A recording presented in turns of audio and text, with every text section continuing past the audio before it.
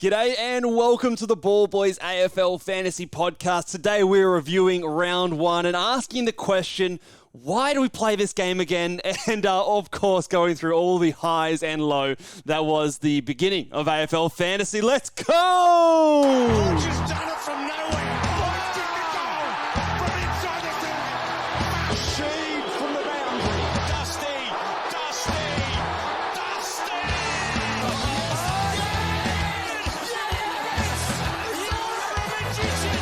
Petrarca. The legend becomes immortal. G'day and welcome again to the Ball Boys AFL Fantasy Podcast. I'm your host, Mitch Casey, and you can find me on Twitter at Ball Boys Fantasy, and joined by Luke Roderson. He's on top at the moment in the Ball Boys sweepstakes. 14 points you picked me by on the weekend. Yeah, our team's pretty similar, so I don't think it means much. But it's good to be back to the normal intro music on today's video as well. Yeah, no acapella action going on here. Yeah, just keep doing that in the background while I speak. That'd be great. Thank you. I'm sure everyone enjoyed it much on the live show on Friday. But no, thank you very much to everyone who did come along to that live show. Big audience we had there. I think overall during the live portion we had over 800 people duck in and out. So it was lots of fun. This week, actually, we should have cleared this up before the start of the show. This week, it won't be on Friday. It will be a Thursday live show. Is that correct? Just a one-off Thursday live show, just because we've got somewhere to be on the Friday, unfortunately. But we'll go same time Thursday. We'll do same time Thursday. I think so. Or should we maybe do it a bit later? We'll clear that up. We'll tweet it out, but it will be Thursday. We'll see how we go. But Thursday instead of Friday this week for the live show. But we're just having an impromptu on-air board meeting. Yeah, we probably should have cleared this up before we started recording. But let's talk about the round that was, and the best way to start going through the round that was is one of my favourite segments, BOGs and Flogs. And the winner of the Norm Smith medal. You're an embarrassment to what you do, mate. You're an embarrassment. Speak of the man, I think that he might show a bit later in this segment. He tends to feature, doesn't he? But let's talk about the first game, Carlton versus Richmond. What have we got on action here, mate? This was a largely fantasy irrelevant game. I think obviously a lot of us had Williams, and Williams kind of did, I guess, not exactly what we were hoping for, but he did enough. But I thought, just for me personally, I thought it was the soup that was the bog for me. The Campbell's soup. Oh, Sethy Campbell. Yeah, so I don't think a lot of people own Sethy Campbell, but he did enough in the end to be a little cash gem. Well, his second half, especially, because he was at 10 points at halftime. Yeah, he recovered it. So a very obscure bog, but really there wasn't much boggery to talk about. Not too much to talk about, yeah. I'm going to say that the flog on this one, again, not too much relevance in this game, but injuries, man, especially the injury to our mate Josh Gibcus, ACL, round one of the season. He's just had a shit run of luck, and my heart goes out to the young guy. And it's just not what we want to see. Some people might have him in their fantasy side, but just especially just to him as a player, man, that really sucks. So injuries, your flogs. All right, let's move on. Collingwood versus Sydney. Now later on, there's going to be examples of why round zero is the worst. Yep. But this is an example of why round zero is the best, because we all picked up Isaac Heaney, and with that midfield role, with a couple of blokes out, he was able to give us another awesome score, and just that cash gen is gone through the roof, which is fantastic. So Sydney are playing good football. Yeah, they are. Why would you not keep him in the midfield?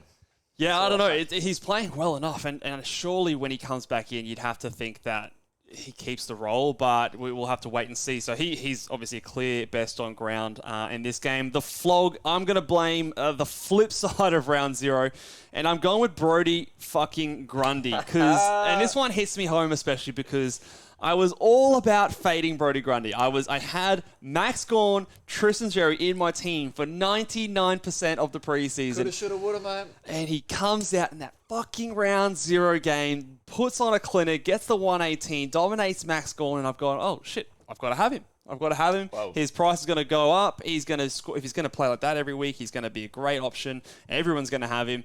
And if I'd never watched that game, never saw the score, I would have been in such a good position right now. But no, he had to go and do that. I had to fucking watch that game and do a podcast on it. And It sucks, anyway. man. I get it sucks, but it's we're not alone in it. And I think that was part of the reason that we were probably not scared into it, but pushed into it in the first place after that score was the potential to be absolutely killed when he's owned by 55% of the comp. So, you do get the reprieve that if he did go shit, he's also owned. He's at least owned by a lot of people. So we're all in the same boat, but it just annoys me a little bit more because I just never was on that train until the last minute, and now I'm stuck with him. Sorry, I've just realised why my sound was so low. Yeah, that's all right. I mean, Mike was down to my neck. You got me. All right.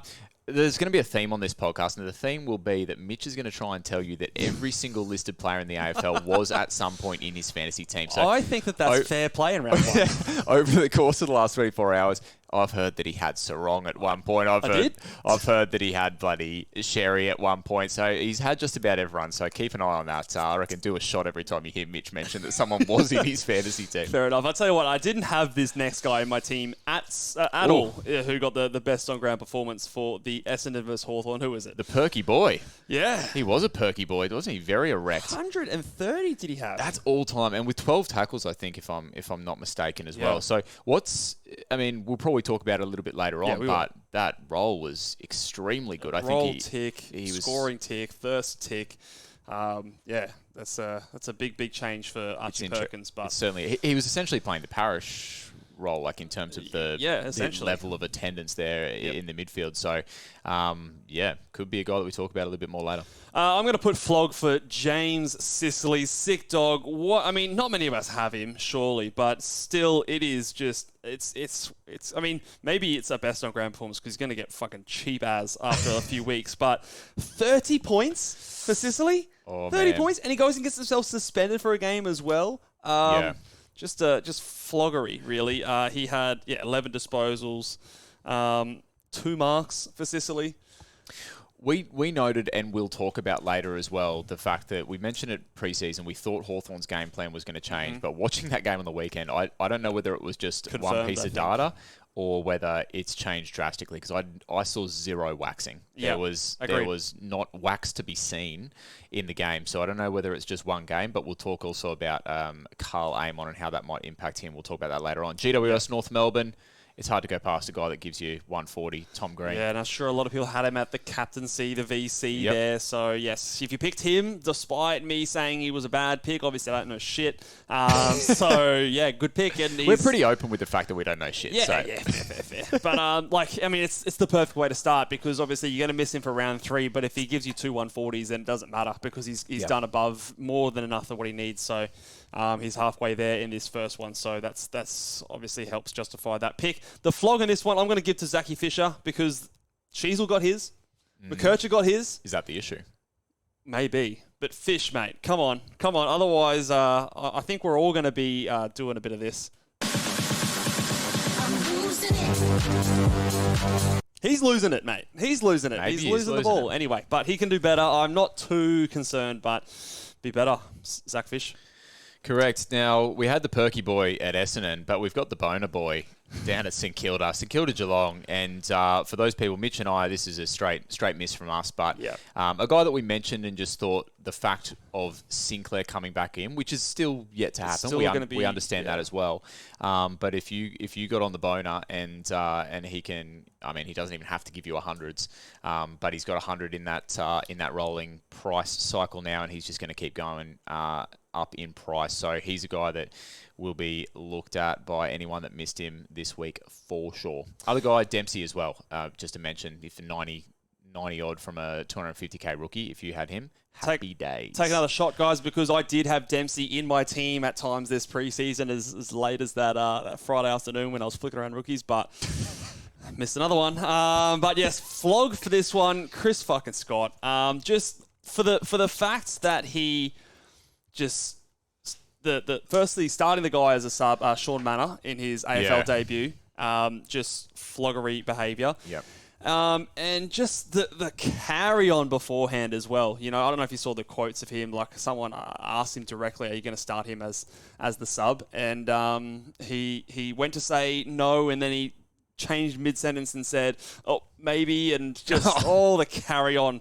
I am just already sick of Chris Scott when it comes to his shadiness and these teams and sub announcements and things like that. So, yeah, he's just getting an early flog, and I can't imagine that's going to be his last one for the season. For sure, Gold Coast and Adelaide. Now, this is funny because we've been talking about a moist run all season, but it could not have been more moist on the Gold Coast. Yeah. It was like torrential rain the whole game, and there were players that benefited. So, the funny thing about this one is like, obviously we live pretty close to the Gold Coast, We do. half an hour drive down from here, but it was dry. Dry as a bone. I looked at the forecast here and I thought, yeah, okay, normal day. It might be a bit moist when it's a bit later in the night, but I didn't expect it to be raining like it did. So that didn't think to look at the forecast, 45 minutes down the road. And that's what caused you to pick Dawson over Sarong, wasn't it? Absolutely. Because you had Sarong in your team. I had Sarong, went Dawson. Man, your team sounds so good, eh? Coulda, But shoulda, somebody woulda. who did benefit from the weather was Matty Crouch. And a lot of people, I think there was kind of like a shift, anyway, from us, that kind of Wines might have been the pick in that price bracket. And I think even in the Content Creators Cup, there wasn't too many people that had Crouch. And in terms of round one, Crouch was the pick. I know one round doesn't mean a lot, but... right now it means everything. It does. But then also, if you were brave enough to get Sammy Flanders with his upcoming bye, you were pretty well rewarded there too. He did not mind the moisture in that game. 35 touches, 119. I think he will absolutely be the F1 this season. Flog for this one. Doesn't like the moist run. Apparently Connor not. Buderick. A few people went there and a few people got stung. And a 25... I 25, Luke, from your bro. player that I know he wasn't the most expensive, but You're obviously hoping for it to you're pop. paying, he got the 88 last week. You're hoping Yeah. for something similar again this week. I And think a just few not there. people were left Buddha sick at the end of it. No. That was You a get reach, it, that one. but it's like it's the end of his name. I get it. You got it. Okay, I was expecting a standing O. But that's terrible. So I think he's going to be someone that will probably come up another segment a bit later. Melbourne versus the Bulldogs. Who was our best on ground? Gorney, because Max. he was the only player in my team that I even felt somewhat safe to put the captain on, and when I needed him, he stood up for me. He's on the big boys. He was Big Maxi, and but the thing was, I actually had the captain on Billings before the game. I switched it over. See, but then I dropped. So these things happen. You shoulda. But what can you do, right? Well, I'm going to say there's a few flogs in this game, first of all. The flog, first of all, goes to Bevo for Always. subbing out Riley Sanders. He's even part of the little graphic, He's mate, part of on the the graphic screen. down here for those watching on YouTube, and he's going to be immortalised as the forever flog in this segment because the man just can't get it out of his own way. What the fuck? Like, Riley Sanders was going good. Yes, he maybe had a few poor disposals and a few turnovers, but it's your number one pick's first game. You sub him out because maybe doesn't use the ball the most, but you've got players like Lockie McNeil, the bloody Macca's version of Lockie Neal, bloody getting 6 touches in the first 3 quarters. Maybe there was like a management thing that we don't know about, but I don't care, man. Manage him on the bench, play him at low time on ground, but don't sub the man out. that sucks. Everyone called him out on it too. On the Bulldogs Twitter, when they announced that sub, they were feeding them. So just general fans weren't happy with that one as well. But also, Simon Goodwin. This is like another sub-related. yeah. Why the fuck are you starting Billings as a sub? And then he gives you 140 the following week. He comes out and dominates. He had 23 touches, 15 marks, kicks a goal, 5 tackles. He's one of their best players on the day. I'm not saying I definitely would have picked him had he not been the sub, but like people would have been more inclined to at least look that way. But I think the general consensus was he's been the sub in round 0. He's scored a really poor score, as well as the fact that he's now a sub risk. And then he comes out and pretty much gives you a double game score in the next one. What this tells me is that fantasy coaches are better coaches than actual coaches because we wouldn't have made these mistakes. We wouldn't have done these stupid things. Oh, man. And we would have had the better team out there on the park. So I reckon we need to start to interview some fantasy coaches for AFL jobs. All right, let's move on to the next one. Port Adelaide versus West Coast. There wasn't any massive scoring in this one, but I think Rosie and Butters did what you were kind of hoping for them to do if you did pay for them. Not anything over, but you wouldn't have been unhappy with their output, I think. Yeah, I think that's all fair. The flog here, I'm setting my sights on another coach here because Ken Hinkley, look, normally we love you, Ken Hinkley, but And normally you're pretty honest, but you fed us bullshit in the preseason, mate. Ollie Wines, 13 CBAs compared to Jason Horne-Francis's 20. Ollie Wines, 74% time on ground. Now, I know you thumped West Coast, and I'm going to put a little bit up to that maybe you're resting him a little bit more. He doesn't have to go out and get his. But just give us it straight, man. The old round one rest. Give us it straight. If he's going to be inside and getting the most, he's the number one midfielder out there. He's back to his best form. He better come up, play the man like it. Don't go with this rubbish. But anyway, I'm getting a bit fired up. These coaches, man, they're bloody giving me the shits. I forgot how annoying they are in the preseason, and then we're back here. All right, last game of the round, Freo and Brisbane. Fifey. Fifey didn't start in my Fifey wasn't in my team pretty much all pre-season, and then like the little weasel that I am, I snuck him in without telling anyone last minute, and it goes to show, I say that I want to pick players that I like to watch, and I picked Fife. I do like to watch Fife, and it was a good watch on the weekend, so if he can stay uninjured, hopefully that can be a good pick. I think anyone who had Fife would have been pretty happy. Yes, I was one of those until I wasn't. Flog for this one is Andrew Brayshaw. He had a great score. Again, featured in my team for a long time. I jumped off because of the wing time. Now, he was behind, who was he behind? Fife and Sarong in terms of CBAs, but obviously when the real stuff starts, he obviously, he still gets his points. So 118 for him. He's just a flog for, I don't know, chilling out in the wing on those preseason games and scaring us all out of picking him. So, a bit harsh, but there wasn't too many other floggery acts in this game. All right, let's move out. I've got the emotions out now. So, again, if you haven't subscribed to the show, welcome. First of all, we swear a bit on this show. I'm sorry about that. But subscribe to the podcast. Give us a thumbs up. If you had a shit round one or if you had a good round one, just give us a thumbs up. Drop us down in the comments section. What did you score in round one? And who is your bog and flog for the round? I would love to see people venting in the comments or taking a victory lap. It's all well and good to do that after one round of data. All right. Because you'll be able to victory lap the minute something's good comes up. Absolutely, mate. That's what we're here for. We ride the highs and we vent on the lows. Oh, we do. We're going to go on to the chopping block and trade targets in a second, but I want to just have a breath here firstly for myself, and just talk general strategy. Yep. Round one. Now, the hardest part, round one is always tricky because you want to react. It's the first start to the season that you've got everyone's round score is their average. Yep. Except for the round zeros, but really it's not their average because it doesn't count. But everyone's score is their average. So it's very easy to overreact, jump at these scores and want to trade out these guys who score poorly. But what's your thoughts and feelings after round one in terms of how much is this something that we need to react to? What are the things that you were looking for in general over the weekend? You know me, mate. I'm sort of level-headed and emotionless, so I'm the best to probably comment on this. But I think since you become a dad, mate, you've just gone to that next level. Correct, mate. I got nothing really. I'm just talking about baby bump. What I kind of started to think over the weekend, like I wasn't happy with how some of the players were going, but I just kind of kept coming back to like, what have we been saying all preseason? It's a trading game. Yep. So you can't overreact. We get to trade. The other thing too is like round one is the easiest round for people to come in with the told you so's because you have one round of data. So like, let's say for example, you picked a guy like, well, let's do what we did. We picked a guy like Cam McKenzie over like a guy like Bonner or something like that. So idiots. I'm not saying this is going to be the case, but like, let's say those round scores get flipped next week or something. There's going to be much less of the I told you so because you've now got 2 points of data and it's kind of all starting to level each out. So just if you're on that round one pick and you watched the game and you felt happy with the role and you saw what you expected, but the score just wasn't there, then maybe that's one that you just kind of chalk up to it was a bad game.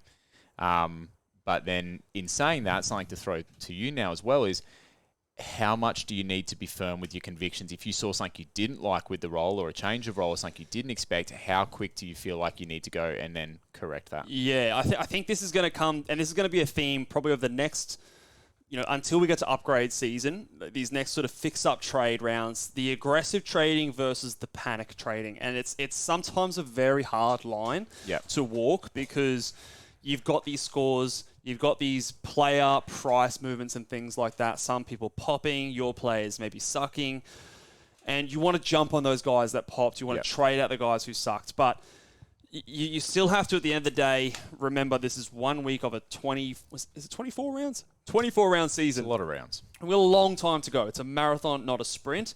So we still want to go back into our strategy and general rules where we look for roles. We look for, is something sustainable? Is something not sustainable? So you do look at someone like a Jack Billings, for example. I'm going to use him as an example. He had 140 on the weekend. That's fucking awesome.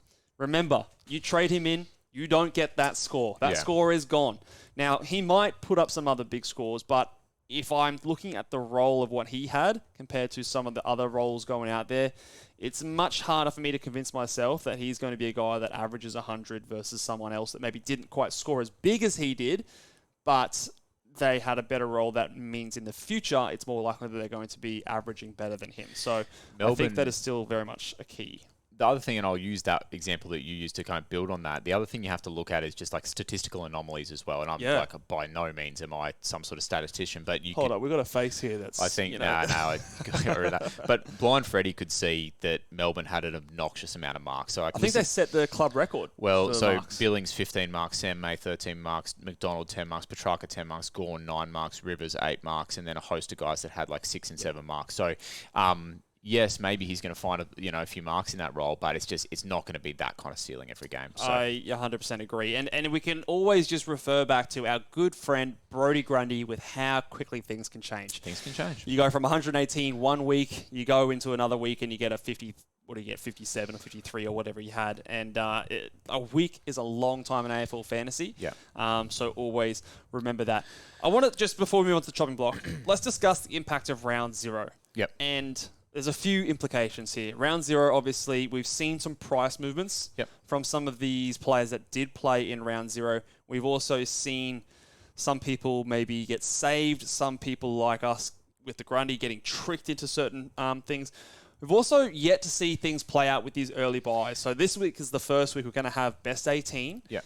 Is there, what do you think the fallout is so far, and I guess the projected fallout of opening round? Yeah, I'm by no means an expert, but what I started to sort of contemplate in my head is whether we'll actually see the full impact of this until many weeks down the track. I agree, think Selby uses that really good analogy, or is it X that uses the analogy of washing up naked on the beach? Yeah. When the tide comes out, we'll all see who's been swimming naked. Yep. I think when you've picked those guys that are going to have the bye, like a Tom Green, like a Flanders, you can't really measure the impact of that on your overall ranking until the buys are gone. Agreed. The other thing too is let's say that those people who have picked Green, who have picked Flanders, do some fancy footwork, trade them out at their buy, bring someone else in. That's well and good, and that might help their scores in the short term. But maybe those trades that they're using are trades that other people are using to increase their cash flow or to whatever. And so then over the longer term, you might see the implications of that. So, like I said, no expert by any means, but I just think that this is a new thing and we're going to have to see it play out. And the thing that gives me, and hopefully for people listening out there, the thing that gives me some positive vibes about this is we're obviously in the Content Creators Cup, so we've got a kind of free look at some of the best coaches in AFL Fantasy. And when you look at the rankings for round 1, you've got Calvin and Destroy, who popped really good rounds, who 3,000, 4,000 roughly, respectively. And then in the overall ranking, you drop down to Minimunk. We know that guy's an absolute legend of a coach. Hat winner. He's back at the moment at 16,000, and then every other coach, and like I said, there's guns in there, coaches. There's multiple hat winners. There's 100%. Guys who've been top 10s before, lots of smart switched on people. 100%. So I just hope that kind of if there's anyone out there panicking or thinking, oh man, my season's over before it started, it couldn't be more of the truth that it's a trading game. Yeah, 100%. I think this year more than any, I believe that, like you said, that was always what we said about the buys, the tide coming out, and we'll see. I think this is going to be basically the first 16 rounds of the season.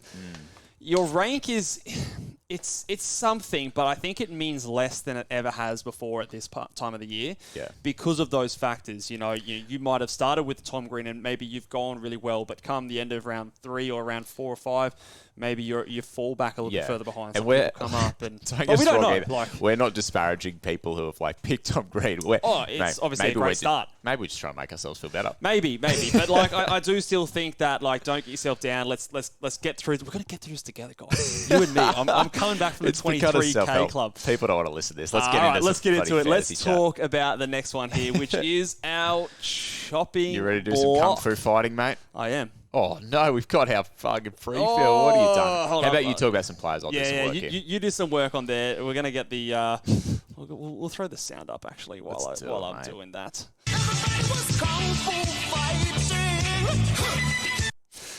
Let's go. Chopping block. I've got a fair list here, actually, and it doesn't surprise a lot of people, I think, for round one. On the chopping block, I'm going to go through some of these names. I've kind of put them in order, but it is going to be a little bit team-specific. Number one on my chopping block is James Sicily, because he is someone who... obviously, if you did pick him, he's a premium. He was super expensive. When he's dropped that 30, his price is going to plummet. He's probably suspended, so he's an easy trade. Connor Buderick, same thing. Sub 30 score. No thank you very much. Buy coming up. No thank you. Get out of my team. You're not making me cash. You are going as well. George Hewitt is number 3 on the chopping block as well. Some people might have had him. He has his round... he has his buy round this week, so he's someone that, he didn't make too much money. There are other options around him popping, so I think he can go. Number 4, I do have Brodie Grundy. He is someone that is a very, very easy trade, and I think it will be the most popular trade this week. For him to go to Tristan Sherry or Max Gorn, whichever one you don't have. So I think that's a very easy trade for a lot of people to make. If you're an idiot like Luke and I, Cam McKenzie is someone that I think is a pretty easy trade. He had a role that was really, really good in the first half and just could not sniff the ball. The role definitely reduced in importance and value in the second half there, which can only be bad things for him. I've then got Nick Caulfield there, who some people might have had. Play the sound. You did well, mate. I couldn't talk to myself for bloody I'm just 30 listening seconds. to reading off a list. Oh, you did well. Can we stop and talk about... Let's talk about Grundy and McKenzie, or do you want to talk about him after? Let me run through them, and then we'll talk about priorities. But you here. got a karate chop out yet? What's going on? I've been chopping away over here, mate. Sorry. Nick Caulfield, I think he's someone that we ended up fading because of... I don't think his ceiling's going to really be there, and 44, look, it could have been better, but I think... he's going to be someone that obviously is not going to be best 18 with these upcoming buy rounds. And if he's not going to make you cash, what really good is he in your team? So I think he's one to get out. Then we start to get into some players that I think are maybe a bit more luxury. Jai Newcomb, Ollie Wines, Elliot Yeo, and I've also named Jai Clark there as well as a rookie who didn't score very well. I think most teams are going to have better things to do than fix up some of those players. Maybe Jai Newcomb is one that you might want to get on the front foot with, but they are also guys who are probably on the chopping block for teams out there. What did you want to discuss here? I think I really strongly agree with your first 3. It's like those guys have given you just far too little for what. Those are the ones that are pretty obvious, I think. And honestly, a lot of them are probably going to be not highly owned. Yeah. Maybe Buderick's the one that's probably most popular. So the biggest one that most people are going to have is Brodie Grundy. So let's dig into that a little bit as well, because we just come off the back of saying like a week's a long time fantasy. 2 weeks ago, he was like the second coming, and it was like Grundy, and now you flip. 2 weeks before that. Exactly. So talk about because I think now it comes down to the fact that prices are going to start to move. Exactly. So talk about why it's now more of an issue rather than let's just see another week. Maybe it's another 118. The issue is, and this was the whole thing about the ruck line the whole preseason. There was 3 great options. Yep. 2 of them smashed it. Yeah. Gorn went massive. Sherry went massive. Grundy sucked. Grundy has the round 5 bye as well. When we've got Heaney's, we've got Dacos's, we've got James Jordans and all those other guys, here is an opportunity to tidy that one up. You've made a bit of money from Grundy, so the cash hasn't been an issue so far. Yeah. But from this point on, Sherry's going to make a lot more cash than Grundy. Plus, you're going to get him for an extra round. You can make money still in that trade to fix up something else. So to me, not overthinking this one. Yeah. I don't think it's reactionary.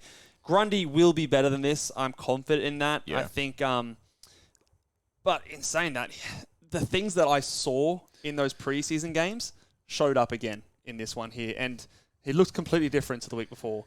So I feel like this one is I don't know. To me, it's a pretty easy trade.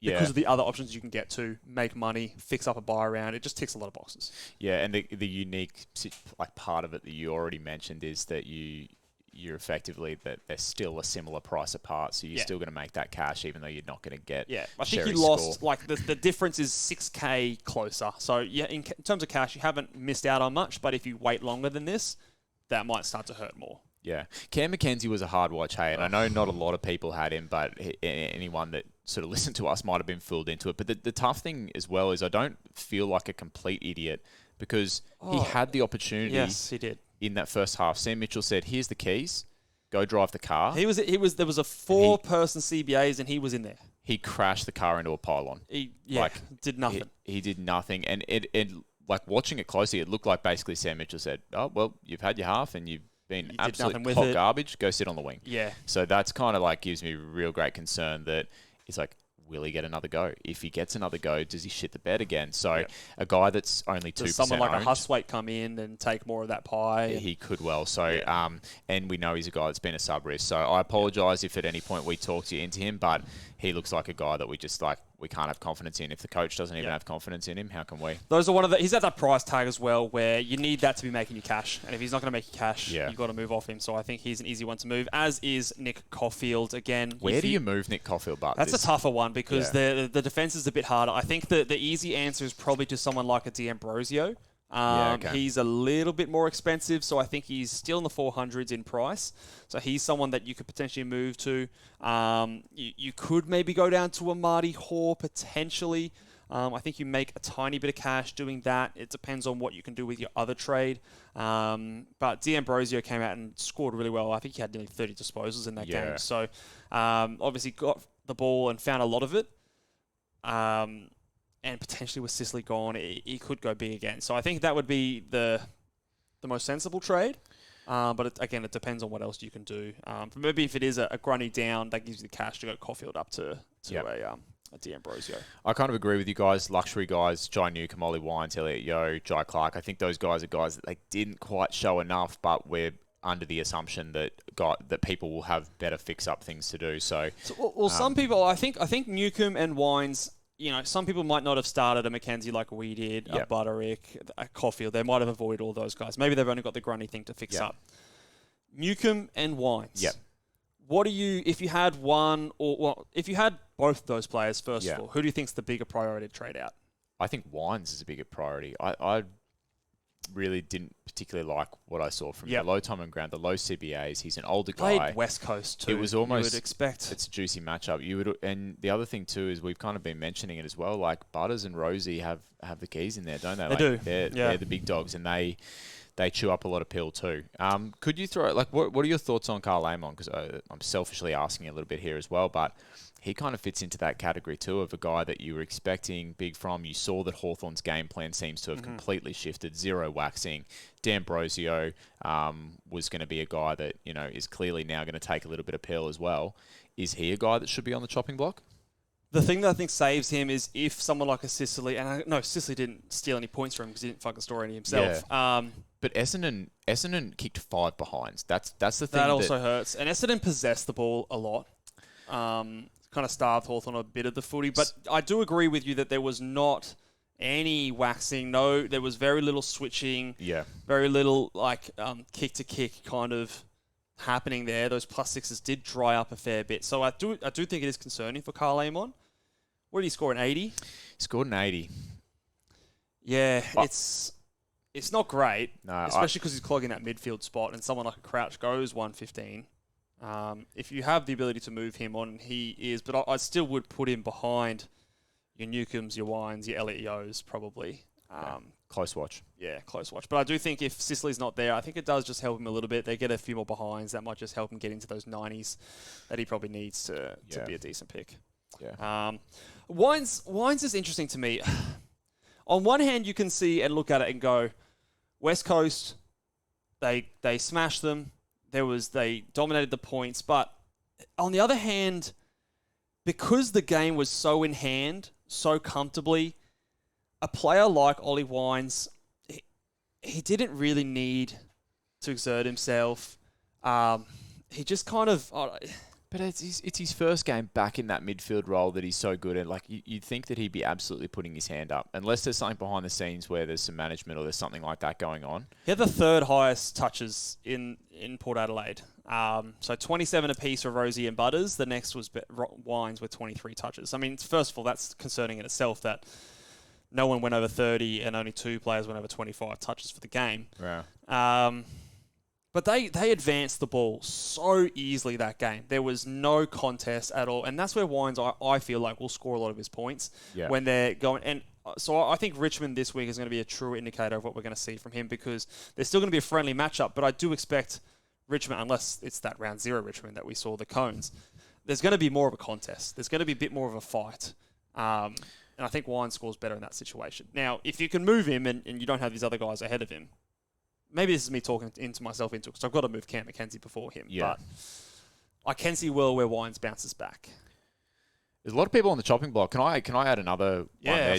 Mate, the chopping block, we're swinging. We're swinging axes. Well, let's talk about Christian Salem, because we watched that game, and would we be talking very differently about Salem if he didn't have the last 5 minutes that he had? Like, if last 2 minutes, really, where Correct. he kicked a goal, got a +6 in the end there. Correct. So if he's given us a high 60s, low 70s, are we talking about this very, very differently? Because Christian Salem... We are talking about it very differently. When we compare, and we mentioned this off air as well, when you were watching the way that he was moving around the ground for those short 45 kicks, it looks completely different to when you watch a Nick Dacos do it, or you watch a Zach Butters. They explode into that space to get that little +6. He looked like a plotter. I know it was hot in Melbourne, but he looked like a real plotter on the weekend. Yeah. There was a lot of plotting going on in that game. Not by Clayton Oliver. Not by Clayton Oliver. Not by our mate Billings. No, he was not plotting. Yeah, it's concerning. It's concerning signs. I think, like, again, in terms of order and of priority, I still think he's behind an Elliot Yeo. I think he's behind a Wines. He's probably behind a Newcomb, but. Yeah, I do think the fact that he's in defence probably saves him a little bit. The fact that he has scored 90s in the past in a defensive role saves him a little bit. The Hawks this week, I think, is a good matchup for him. I don't expect him to be tagged or anything like that. So if you do get someone like an Oliver or a Petrarca getting the Finn McGuinness tag, hopefully that frees up a little bit more ball for him to have. So I'm willing to give him another week. Okay. And that's what this week is all about, right? Prioritising.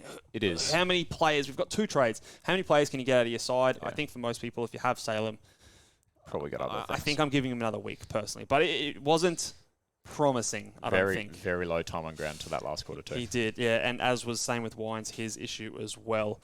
Anyone else you think I've forgotten here? Do you want to just talk generally? Because there'll be people Zach Fisher maybe was disappointing. Yeah, but I don't think he's going to be the priority get off. I think he'll get his I think so too. eventually. He's in a weak forward line. So. Do you want to just talk generally on your thoughts if there's people out there that are thinking, oh no, Bont only gave me 90, or oh no, Dawson gave me this.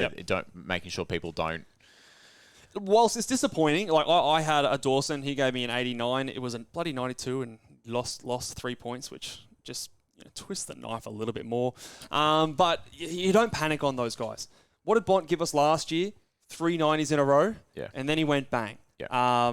Similar thing with Dawson. I mean, maybe we shouldn't have started these guys because they did that again. But these guys, this guy's a learner. At any point, can give you those 140s, 150s. Talk about Rory Laird last year. Now, thankfully, these guys didn't give you those kind of scores, but you're going to have higher priorities in your team. Next week, they're probably still going to feature on the big boys. They're still going to be the big players in there. Yeah. So I don't think there's any premium out there that gave you such a horrid score, aside from James Sicily, that I think I'd be really trying to trade out straight away.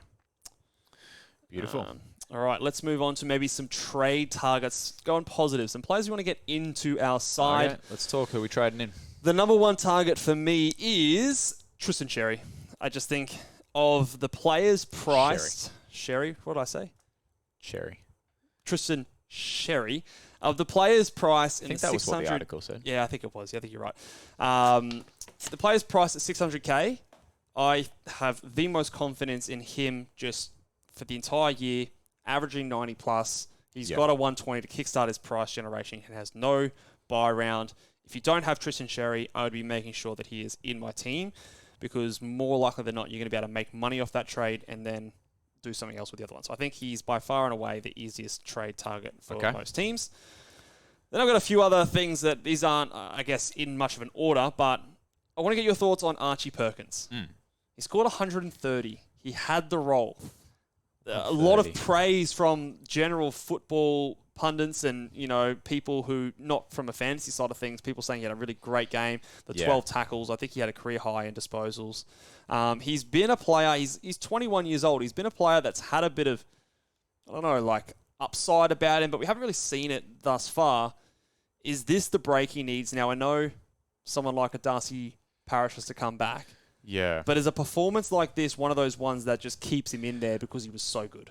I think that's the interesting thing is you can't deny a guy who's come off a performance like that. Those are match-winning numbers. The only trouble is you can't deny Darcy Parish coming back into a midfield role as well. Yep. So you probably have to look at the lower end of that Essendon midfield and I think everything shuffles down. I don't think that Perkins is somehow now the second guy in the midfield. I think Parish will still be that guy, but then I think that Perkins has probably elevated himself over anyone else. But we've talked about the fact that Essendon's midfield is kind of like Merritt, Parish, and then just a host of players, isn't it? Yeah. So I think that's interesting to me. What do you think with Parish in the team? So let's say Parish comes back in. What do you think Perkins' CBA percentage and role looks like? Like he was the main guy effectively. Perkins was. So he was the highest attendee. Yeah. So do you think that he drops significantly then below like a Parish and a Merritt, or do you think that I think those he's probably three the third other guys? guy. I think he's the third guy. I think you've got Merritt and Parish still there, and I think it's him and then Setterfield. Durham probably pushes more out to a wing, bit of a wing and inside. You're probably not going to get the 4 CBAs that Jai Caldwell gave you. So I think he's part of their top 3 still. I do. Now, he's not cheap. He's $654,000, which is priced at about that. What would that be about? About that 75 kind of mark, maybe just a bit less than 75. But he could be. At the moment, if I was doing a rolling 22, he might be top 6 for me if he has that role and doing what he did. So he is definitely someone that, if I had the ability to do a sherry down and get, say I stored a bit of cash and I did a bit of things during the week and after I saw that Grundy score and I can get a Cam McKenzie up to him. Well, that's what everyone's got to keep. He's a forward. So you've got to keep that in mind. So it makes it, I think, a little bit more appetizing. What do you think with some DPP? I think there'll be a few people, and we're both in this boat as well, that maybe, obviously, a lot of people miss Perkins, probably didn't see that huge pop coming. If you did, that's awesome. And then Bonner as well. How do you distinguish between people who are trying to look at both of those guys and which of those two guys? One's significantly cheaper, but one obviously absolutely killed it on the weekend. Yeah, it's a tough one because on one hand you want to think about, okay, can I make cash off this player? Yeah. And are they in my team there to make cash? Or are they in my team to be someone who's, we don't like to use this word, a keeper, or someone who's going to be able to sit there until the end of the buy rounds that I don't have to move until the end of luxury trading system, trading season? And what is the other thing surrounding it? So someone like a Bonner, for example, you do still have a Sinclair to come back in. Obviously, with Perkins, you've got Darcy Parish to come back in. It can be difficult, but how do those kind of players affect their movement? Who has the better role? Who has the better role when those guys do come back in? And in their line, could their spot be filled by someone better? Could their spot be filled by someone who's more value? Are they going to be a top 6 or a top 8 in their line? So, for example, someone like Bonner, now, if he was staying as a midfielder, obviously you wouldn't want him. He's not going to be a top 8 mid. I don't think he's going to be a top 8 defender either. Whereas Perkins could very well be a top 6 forward. In that role. Now, he's more expensive and the value probably isn't as high. Like, if he's priced in the low 70s, I think he probably goes mid 80s. Maybe if it all comes together, he goes 90 plus. But that gets it done in the forward line. Yeah. So it's a tough one. I think if I had the cash, I'd be picking Perkins over Bonner. But I don't have the cash, so I don't think I can get there unless I trade someone out who I probably don't want to trade out. But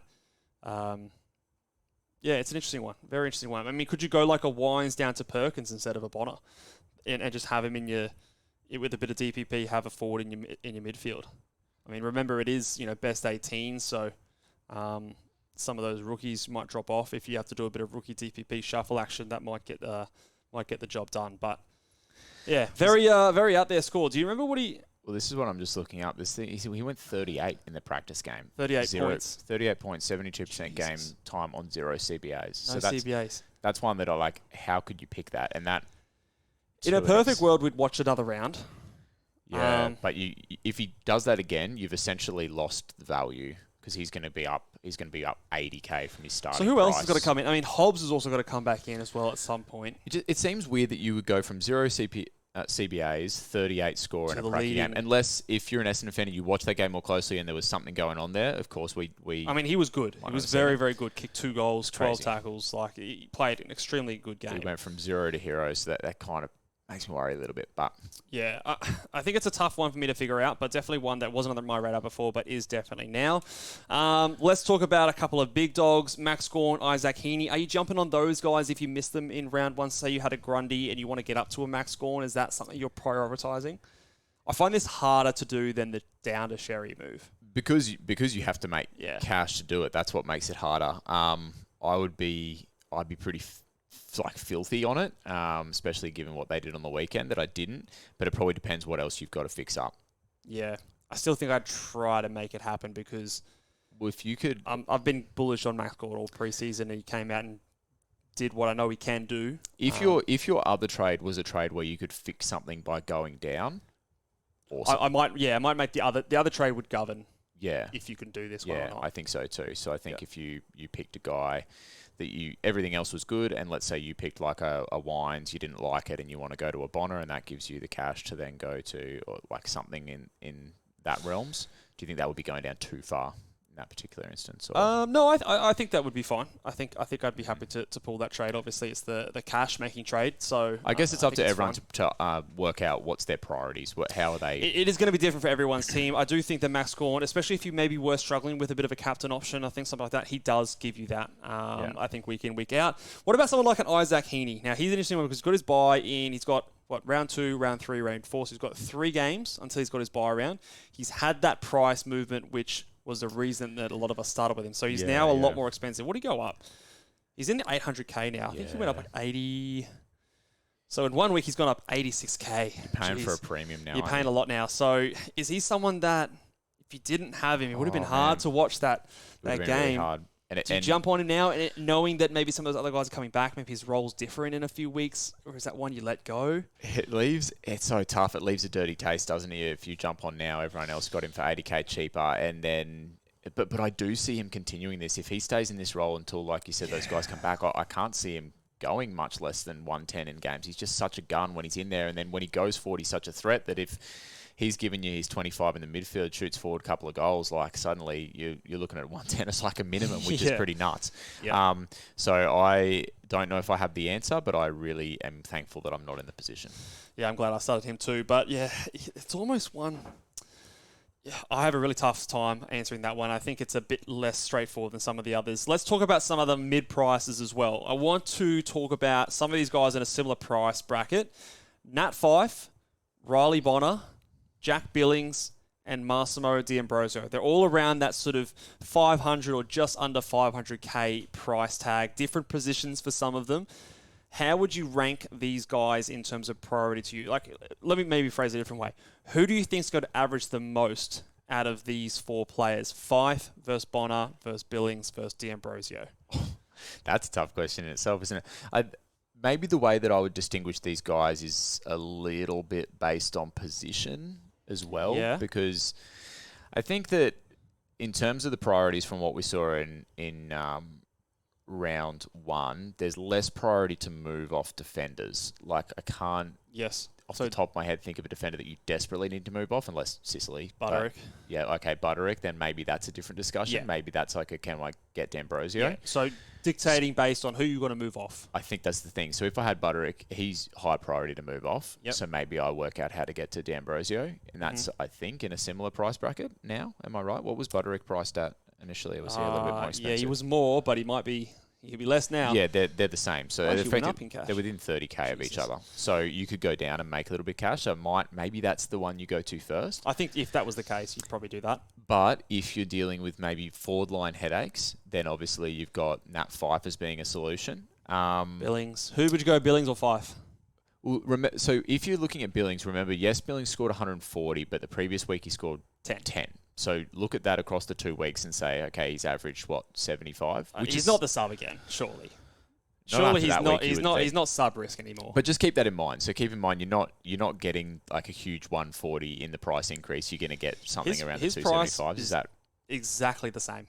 He did not Yeah. go up 1 or go down 1k. So that makes it really hard, I think, because the appeal of having that 140 in the price cycle is essentially negated. Am I right in saying that? To a point, I think the further away it gets from that 10, It's better. the less it's going to impact the rolling Okay. average and the score. So I the think 140 being the most recent one is still valuable, but there's a reason his break is 31 and not negative 31 is Yep. because of that 10. Yeah. So do you think that Fife seems like the safer option in terms of, unless you include injury risk, I think Fife seems like the safer option in that role. He's going to probably give you around that 80 each week. I'm splitting it and I'm going Fife over Billings. One, because Fife doesn't have a bye. Yep. So a good call. you're not going to have to worry about not having him. His role looks great. He has 7 tackles on the weekend. That was maybe a concern for us. And he played like 80+% time on ground, Yeah, he which looked for good. me is really, really important. The fact that he was able to be out there and not really be managed in a way they weren't worried about, limiting his time on ground. I think that's a huge tick in his favour. Now, I don't think he's a guy that's got monster ceiling, but in a forward line like this, getting 80s and 90s is good. Yeah, and that's I think good. I have more confidence in him doing that week in, week out, whereas I think Billings is going to be like this, up and down every week. I'd have to think so as well. So, yeah, barring the injury thing. And then Bonner was the last name that you mentioned, and he's a guy that I'll probably be looking at closely this week as well. He's a mid-only pick. So Yes. he's probably in another discussion unto itself. But with some fancy DPP footwork, you might be able to turn, I'm probably going to look at turning like a Cam McKenzie into him or someone like that. So, you could think about how that impacts you too, because when I did this early this morning, bringing someone like a Bonner in means that I'm now shifting someone like a Sanders or a Roberts to my bench, and I'm playing a double rookie on the forward line. This is my dilemma, because I'm also looking to do a similar thing, and at the moment, you've already got Fife. I don't have Fife, so I'm trying to decide between getting in a Fife versus someone like a Bonner. But because the forward line, I don't have as much confidence in those rookies. And again, it's best 18 anyway. So is this even something we should be considering? Because maybe those rookies are just going to drop off anyway. Maybe not, but even though it is best 18, you want as many good possible scores in the field as you can. The other thing that we haven't thought about as well is we're running this 3-rookie midfield. Sanders got subbed. And let's say Sanders wasn't playing well. We could be looking at that as being like a 30 and subbed. So I don't know what to think in that regard too. I'm going to have to follow up and watch the news and the reaction to Yeah. Bevo's subbing of Sanders and see if that's something that was so poorly received that he's not going to do it again, or if that is something that we're going to see more of. Because He wasn't even playing really bad too. Bro, he had 15 touches and it was just Yeah. over half time. Yeah. The guy was on track for 25 plus. Yeah. Far out. Anyway. This has just turned into us discussing our teams and what we want to do. Well, yeah. That's the easiest way to discuss it. But I think that is interesting there. So I do think Bonner's an interesting pick. I do wonder what happens when Sinclair comes back. Yeah. I think Sinclair was maybe aiming for this round to be the one who comes back. The other thing is Saints play that Thursday night. Yeah, you're going to lock that in early. Which is meaning you're going to have to make that move first thing, which, I don't know, just makes me a little bit nervous. make So you maybe that's a sketchy. point towards some of those later guys. Especially with how much information we get right up until game time, Yep. unfortunately. So, Yes, so one to definitely watch. But I was against getting in Bonner in the preseason. I'm definitely eating my words after this round.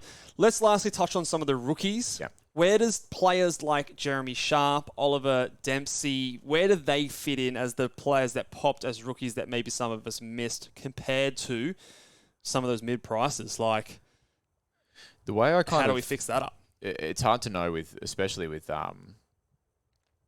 Chris Scott, but I always kind of think if a player like Ollie Dempsey has the game that he had on the weekend, that earns him 3 Yeah, more games I agree. without the sub. That's kind of like the way I like to think about it. I'm really dirty on the fact that I've got things to fix up because I've also got, a bench that doesn't fill me with great confidence. I chose to pass on a Sharp this week in favour of the Seth Campbell. Seth Campbell made some cash, but obviously Sharp I think is going to be more of a long-term cash play. Yep. Ollie Dempsey, I just said, I think he's earned himself 2 or 3, more games maybe without a sub, and if he continues to do what he is doing, he's going to be a guy that we need to get onto. So I think I've got things that I need to sort out on my field, but definitely Sharp and Dempsey will come into calculations if I want to prioritise maybe the cash gen as well. We've obviously got Reed, who's now going to sit there as a red dot in the back line, a lot of us too, which sucks. So it's a good discussion point. How much should we be prioritising making sure that our cash gen on the bench continues going? Because I know a lot of great coaches talk about the fact that if your cash gen dies, so too will your team in a few weeks' time. Yeah, the way I see it at this stage is the thing that is happening right now is we can make cash on our field with mid prices and get better scoring. So you're kind of hitting 2 birds with 1 stone in a move like that. So say if you are going to someone like a Riley Bonner or someone like that, you're going to continue to get good cash generation, plus it's probably going to improve your scoring. Versus if you fix someone up on the bench, you get a Dempsey or someone like that, yes, it's going to help your cash generation, but it's probably not going to help your scoring. So at this time of year, you want to be greedy almost and try and hit both of those things. Whereas later on, maybe it's a case of sacrificing the downgrade. When we're doing those 1-up, 1-downs, you look after the bench in that way. Okay. Whereas at this point, assuming, we all should hopefully have still some pretty healthy benches at this point. I can see Jai Clark being a sub risk for sure. So he's someone that I'm a bit cagey on, but the other, we could turn around in a week's time. Jai Clark could come out and pop a really big score. These rookies, it's rookie roulette every week for a reason. This might have been Dempsey's week. Next week, it might be Clark's week. So because we have such little data on some of those guys, I do feel like more often than not, you're left chasing your tail a little bit with some of those guys. So I think the priority should be, unless you have a Gibcus. Like, if you've got a Gibcus, he's got to be moved on because he's done for the year. Yeah. He's gone. A Reed, on the other hand, he might be back in 2 or 3 weeks. There's not many other options, so I'm happy to leave him there. Yeah. And not sort of use a trade there. What if, like, a Schoenmaker got named who's shown scoring potential? Did you just want to say that for the bit? Which bit? Who's shown... Schoenberger, shown score. Okay. Oh, fuck. Oh, I missed a you did juicy one there. But no, that was actually a question. No, I don't think so. I think, again, he's a 200k. I want to see a game. I want to see a game, see how he scores, see if he's subbed or not. I wouldn't jump at that first one there. So, to me, I'm just kind of leaving Zach Reed. The only one I'd be tempted in trading is probably a Jai Clark. Like, say, for example, we get to that Geelong game, and I think it's early enough in the round, and he is named as the sub, and someone like a Sean Manor does take his place. So they're the second game on the Friday night. Then I might be tempted to trade him up to a rookie that you missed, if that was the case. That's probably the only What did Manor get? Only one. Sean Manor, I think he had 25 or something, 23. Yeah. So he started as the sub. I don't think you could safely trade Clark across to Manor. No, not to Manor, but trade him up to like a Sharp or something like that. Because I think Clark is... Yeah, I think he had like under 60% time on ground. Okay. It just seems like a very likely sub in any game from now. I could definitely see that happening. So I'm watching him to see if he starts as the sub in the next game, maybe instead of Sean Manor. So lots to think about. I don't think we've given any clear answers here, but that's our trademark, mate. That's it, man. That's it. Talk in vagaries. So yeah, let us know what you guys are doing with your early trade plans. We will maybe come up with some more definitive rankings on our live show on Thursday, so stay tuned for that one. Yeah, Thursday. Stay tuned. Listen to, go over to Twitter, follow us on Twitter to get confirmation of the time on that one. But should be thereabouts close to teams being announced. Make sure you guys give this video a big thumbs up, like and subscribe. We will be doing two podcasts a week for the entire season now, settling in to a Monday and normally a Friday live show. This week, obviously, the Thursday, so set your calendars, reminders for those ones there. And, of course, good luck for this round, and go the big boys once more. Catch us later. Bye.